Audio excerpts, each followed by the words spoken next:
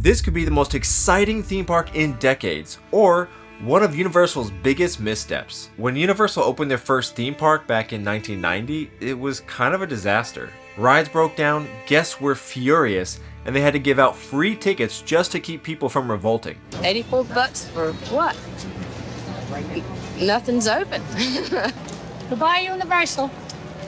Fast forward 35 years, and now they're trying something way bigger, Epic Universe. And it's probably the most ambitious park Universal's ever built. But the big question is, can a park this fragmented still deliver a truly magical experience? Because when you look closer, there are cracks already showing.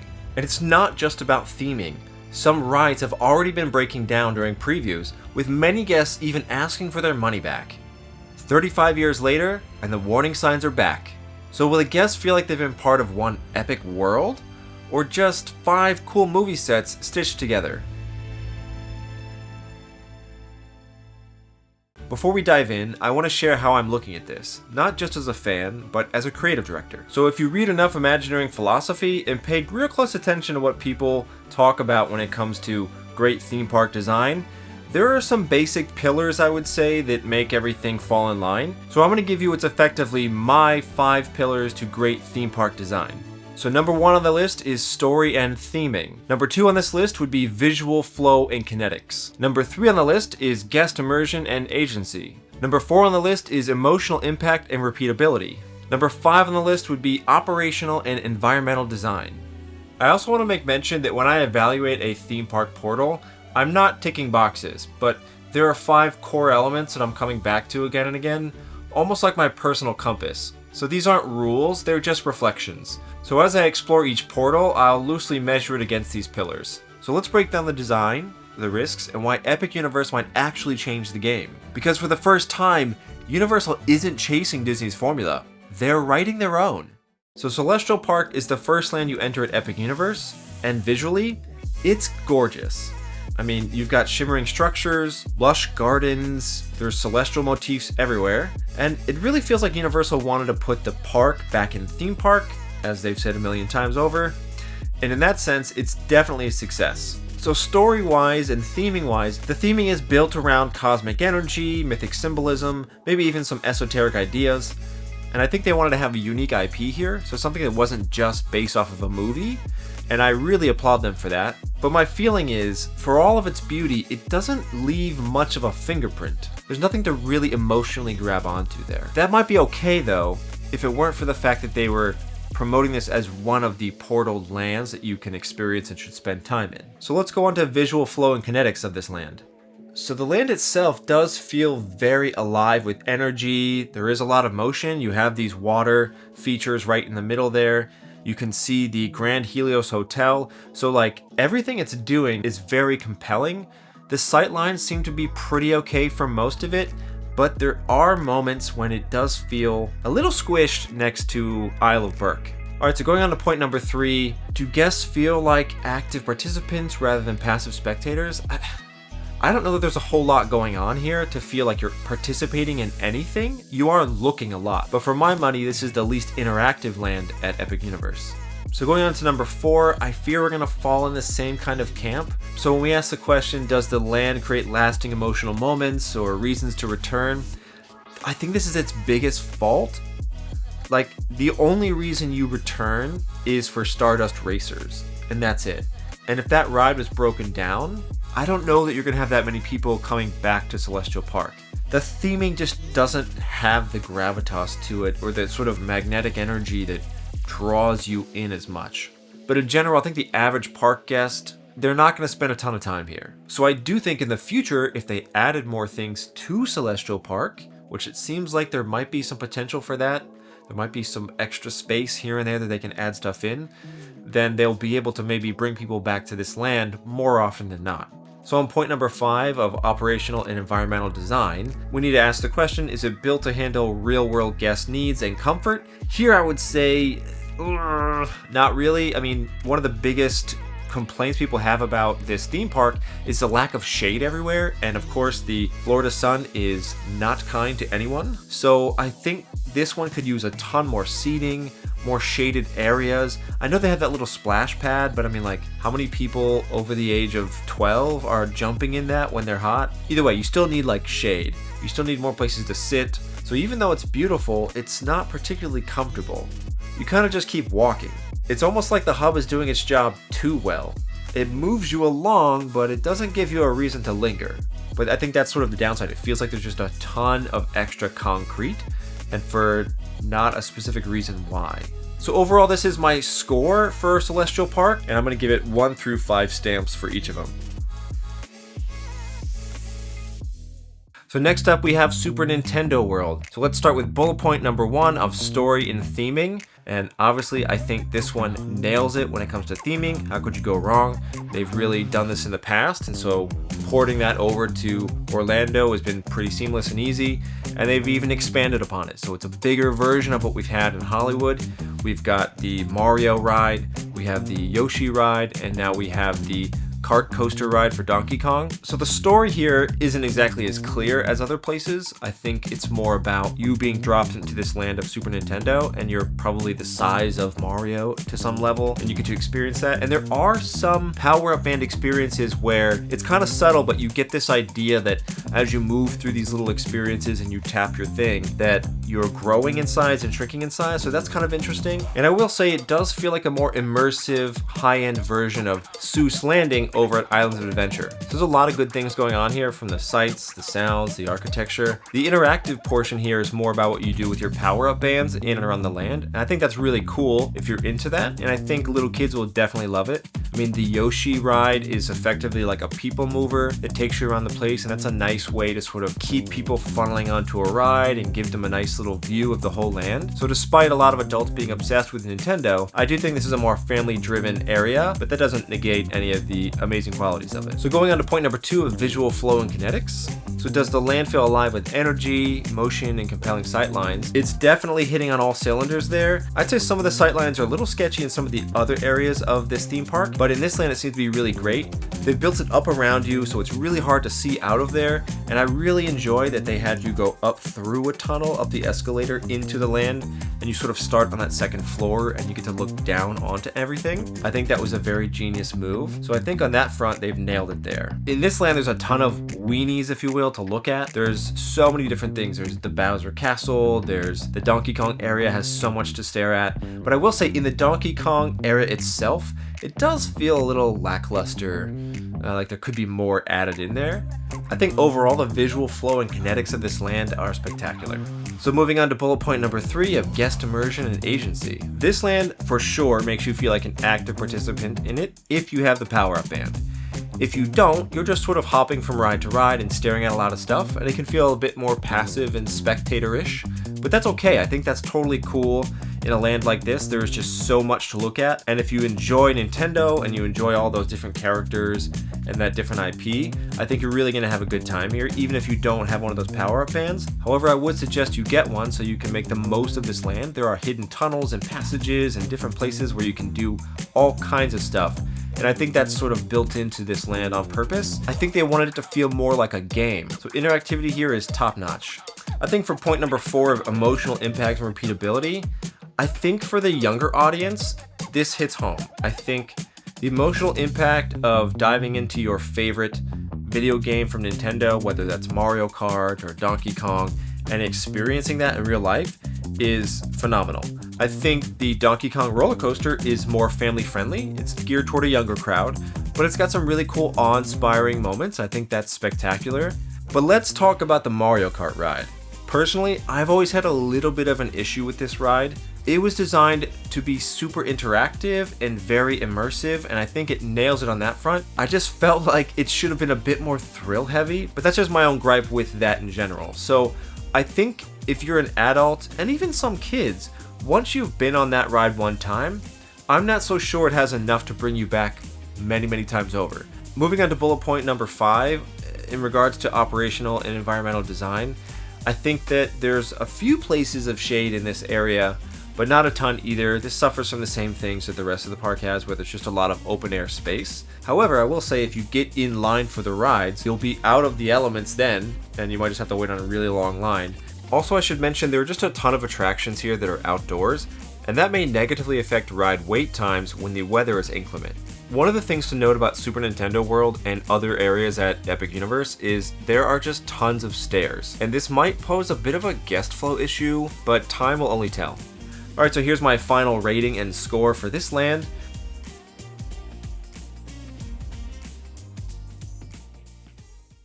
Alright, so on to Isle of Berk. So I gotta be honest, I didn't expect this one to be as good as it is. When they first announced Isle of Berk, I figured it'd be a fun, kid-friendly land. You know, light on the thrills, mostly for families, but honestly, it might be one of the most well-rounded lands in this entire park. I think the vibe here is just amazing. It's hitting on all cylinders when it comes to that magical vibe you want in a theme park. You've got the cliffs, the Viking architecture, the music. It really feels like you're stepping into the world of the movies. But I'm getting ahead of myself. Let's just dive into my bullet points here. So story and theming, as I just sort of alluded to, it's hitting on all cylinders here. You feel like you've dropped right into the Isle of Berk. You've got so much going on around you. There's so many amazing things to look at. There seems to be a real narrative depth here, and I think that's just due to that just being a really good movie. So they had a lot to work with. So here you can meet all of your favorite characters. You can see tons of dragons. It's got some beautiful landscaping. There's that water right in the middle there. You've got so much going on that feels like you're really in this Viking land. Everything from the sounds to the music to the interactions with the cast members, everything here feels like you're actually in this movie. I was actually really surprised at how well the costuming is because, you know, the characters in that film are a little bit exaggerated in their proportions, and so they went the extra mile to really make sure that these characters felt just like the ones in the movie. Point number 2, visual flow and kinetics. This land for sure feels alive with energy, emotion. However, this is another one of those sightline issue portals. This portal itself does suffer from some weird sightline issues where you can just see all of Celestial Park from certain angles in here. When you look at the map, it feels like, yeah, they had to like squeeze this stuff together because they didn't have a ton of land, I guess. However, again, it's just like, why couldn't they just put up a berm or some trees and shrubs or literally anything? They just put up a big board that was painted like a Viking something or other. I do think as far as weenies go, I think there's some great stuff to look at here. You can see the flyers flying around, which is pretty awesome. I don't know if it's up and running yet, but they're going to be having what I think are some dragon drones flying in the air. Like, they've really put all the stops here in this land to make sure there's tons of things to look at and see and give you extreme immersion. So I think when it comes to what you get to see here, what draws your attention and your eye and brings you through the land itself, I think they've nailed it when it comes to that. So point number 3 here, guest immersion and agency. I've kind of touched on it already, but there is so much to see and do. There's dragons everywhere, and they have different interactive elements to them. You can actually meet Hiccup and Toothless, and you can meet other dragons as well. And they have even like I think it's like a Boston Dynamics robot stuffed inside of one of their Isle of Berk dragons that is walking around and will do tricks, and that's pretty epic as well. It sort of feels like the people at Universal just were like, listen, this is our favorite spot. We're going to put all the things in here.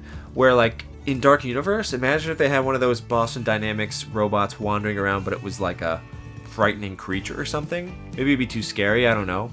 Either way, you've got a lot of things you can interact with here and see, and I think your kids are going to love this land. But also, like, if you're like one of those, you know, like Disney adult kind of people or Universal adults, I think you're gonna love it as well. And I think one of the benefits here is all of the rides here are spectacular, and they're not like screen based, so it gives you a bit of a break from everything else around the theme park. So you got roller coasters, of course, and like the flyers, and I think it's giving you a lot of tactile stuff. Plus the fire drill ride is a great water ride that is sure to get you soaked. Point number 4 of emotional impact and repeatability. I think I've already given it away, but this land definitely nails it when it comes to that emotional impact. There's a lot of interactivity with the actual characters themselves. And as I said, this land gives that magical vibe that everyone's looking for when it comes to a theme park. So point number 5, again, I can just focus on the fact that there's not a lot of shade anywhere. As far as guest flow goes, I think it's pretty good. I mean, I think there's a lot of rounding sort of walkways that keep you moving throughout the land, and there's a lot of things to be looking at. I don't think you're going to feel a lot of traffic buildup per se, the way you might at Super Nintendo World. Alright, so this is my final rating and score for Isle of Berk.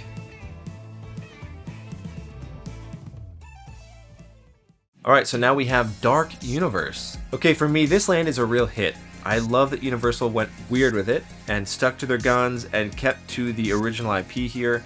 I think it's really gone far and beyond in this land. So let's start with story and theming. And I think this one is one of the more interesting portals because it doesn't have a defined movie, right? There's like actually multiple movies that it can draw from. It's just about different monsters and villains.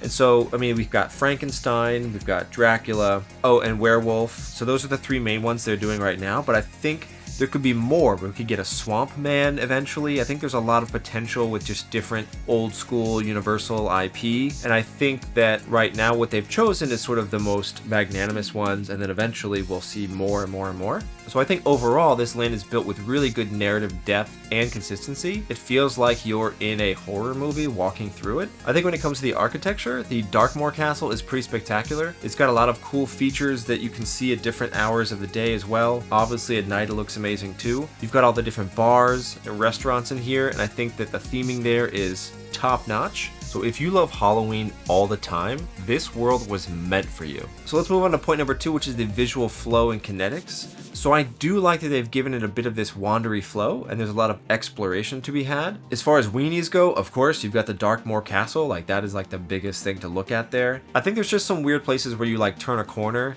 and then there's just nothing there, where you're just like, hey, I'm fully immersed, and then I'm in this weird spot. So there's something about that I can't put my finger on about this land. Overall, I think it's done pretty well, but I would just like to see a little bit more from this portal. Moving on to point number 3 of guest immersion and agency. I think this one, it is doing pretty well. There are a lot of roaming cast members. Do you call it that for Universal? I'm not really sure. But there are actors roaming around that you get to interact with. I think there could be more though. You know, I've seen like Igor running around, he's holding a heart. There's the Invisible Man. There was like a monster hunter. I like that they're kind of doing their thing around town, but I think there could be a few more extra little special pockets of different people you can interact with. One thing they could do is create like a expedition of sorts where you help the monster hunter go find a monster or kill a monster or something like that. I think that could be really interesting if they had this little expedition where every so often you signed up for it, but I don't know, make it something on the app that isn't like so official, like at 1 o'clock this happens, but more like if you catch it at the right time, you can jump on this little tiny excursion where you go around, you know, the Dark Universe and you do these different things with these characters. That could be something really interesting that really gives it the next level of immersion. I think on point number 4 of emotional impact and repeatability, this land is pretty high on the list. I think people will absolutely love the Monsters Unchained ride and will come back time and time again. They've done a spectacular job with this ride and this queue. I think when it comes to the werewolf roller coaster, meh, you know, it is what it is. But again, you gotta have some rides that are a little bit less intense and not so over the top. I think if you're someone who enjoys more of the atmosphere of drinking in a sort of gothic setting, that's going to draw you back time and time again. I think these little bars they have there are pretty interesting. As far as the restaurants go, I think they're pretty okay. They've got some great theming, but I do wonder if the food here will be as attractive to some people as in other lands. So on point number 5 of the operational and environmental impact, I think, again, this land kind of suffers a little bit from there isn't a ton of shade. Again, that is just like the plague of this park, is there's just not enough shade. I think that could be easily rectified, especially in a place like this where they could put up some, you know, like stretched tarps, similar to like a Galaxy's Edge when you walk through that little, like, it's supposed to be like a back alley or whatever it is. They could do something like that totally and it would feel correct in this gothic setting. But overall, I think it's okay when it comes to guest comfort and guest flow. So here's my final rating and score for Dark Universe. Let me know if you agree with my scoring system here. It's something new I'm trying out, but I'd be curious to hear what you think, so tell me down below in the comments how you would rate each of these portals. Alright, so now on to Ministry of Magic. So this land has a totally different vibe from the rest of the park, and I actually really dig that. You know, it's centered around the Wizarding Paris, which is a very cool setting, but let's be real, it doesn't have the same emotional pull as Diagon Alley or Hogsmeade. Bullet point number 1 of story and theming, they have done a spectacular job of making you feel like you're in this sort of magical, mysterious, yet very beautiful and iconic French or European setting. I think that you'll be amazed at just how awesome and big the architecture feels here. For me, it's giving Epcot World Showcase, and I think that it's got so much beauty and heart to it that eventually I think it'll become one of the more popular areas not just because of the ride that's there. So everything here they've put in is so detailed and so plussed up. It's just got a lot going for it, as you would expect for something themed around Harry Potter. And I think it goes a little bit beyond. It comes down to also the restaurants as well. I think there's a lot to be said about having really good food in a theme park. And I think this land is going to be known for its good food. And when people are thinking, I'm hungry for lunch or breakfast or whatever it is, where do I want to go to eat? And I think this will be the land that everyone wants to go to. So on to point number 2, as far as visual flow and kinetics, I find it interesting that you walk through the portal and then you're met with just a wall. But in general, once you get into the area, it opens up a lot more, and it does feel a lot more like the Harry Potter that we've seen over in the other Universal theme parks. So it does do a really good job at giving you a great, amazing force perspective and giving you a lot of ways to move around inside of this land. Obviously, there's a few things to look at here, but also just the architecture alone is, again, just elegant. And I find the wand shop so interesting. This sort of the upscale Parisian woman who owns it and sort of poo-poos Ollivanders, and she's sort of just this really uppity, snooty, but kind of classy lady, and this is her shop where you can buy these elegant and ornate wands for that sort of European mindset, right? Which leads me into point number 3 of guest immersion and agency. I think that here I would like to see a little bit more of the sort of roaming actors to get people involved. I've seen a little bit of it, but I think they should include a lot more here because, you've got the wands that you can go around and, make stuff move and dance and light up and that kind of thing. But if you're into that, there's tons of it there, and it's supposed to be the best version of the interactive wand situation that they've ever had. Obviously, the ride here is spectacular. They've got that Kuka arm technology again, and they're taking it to the next level. They're using it in a different way than Monsters Unchained and Forbidden Journey. So a lot of people have been saying they just absolutely love this ride, and it's a tie. Is it this or Monsters Unchained, which is the best ride at the theme park? I'm not sure. And that has a huge repeatability factor. Lastly, I'll just say I think this is one of the things that Disney and Universal miss sometimes is really cultivating that beautiful atmosphere, which doesn't involve a ton of rides sometimes. And this portal kind of does that. Like I said, I want to spend a lot of time wandering around in this portal. And it's not just because it has one of the best rides at the park, it's because it just has a really great ambiance. So similar to Isle of Berk, but a little bit more grown up. And I think this, like I said, gives this sort of Epcot World Showcase vibe where you just want to kind of hang out and drink a beer or a butter beer or whatever, go to the Parisian spot and sit down and have one of those butterbeer crepes, which I heard are amazing, and I'm definitely going to try one day. There's something to really be said about that, which I think is a repeatability factor that some of the other lands don't really have. So in point number 4, yes, there's a lot of awe and there's a lot of joy and nostalgia all baked into this land. It's, it's Harry Potter, so all of those things are really baked into this land. I definitely think there's different layers to discover. There's little passageways to go through and different corners you can turn.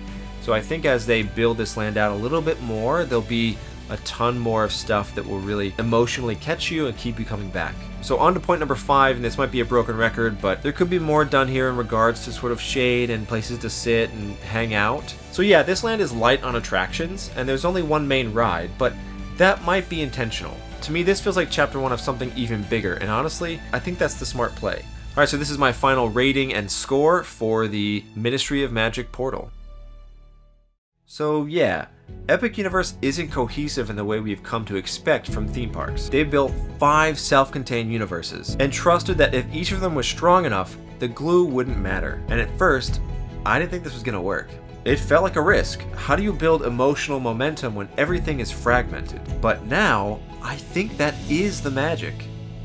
Guests might not leave feeling like they've explored one big world, but they'll leave with 5 vivid memories, 5 stories, 5 moods, 5 different escapes, and that's powerful. Universal didn't follow Disney's model. They built something entirely different. Instead of one seamless story, they leaned into contrast and created 5 bold, distinct experiences. And I wouldn't be surprised if Disney tries to borrow some of these ideas in years to come. This park isn't cohesive, and that might actually be its superpower. But what do you think? Is this the future of theme parks, or is something still missing? Let me know in the comments which land you're most excited to explore. Also, if you want early access to new videos, behind the scenes content, or just want to support the creative work I'm doing, check out my Patreon. I'd love to have you there. And if this kind of theme park deep dive is your thing, go ahead and hit like, subscribe, and I'll see you on the next one.